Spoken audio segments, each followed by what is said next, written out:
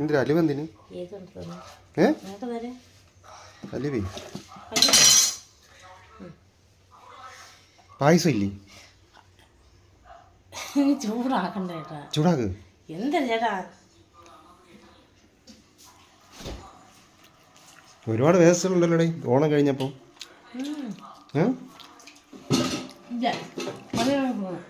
ഇല്ലേ? എന്തായാലും ചൂടാക്കുക, നമുക്ക് തിന്നാം.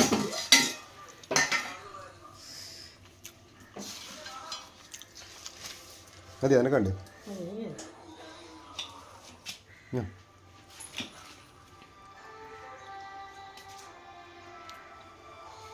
മിലു വേണോ? എന്നാ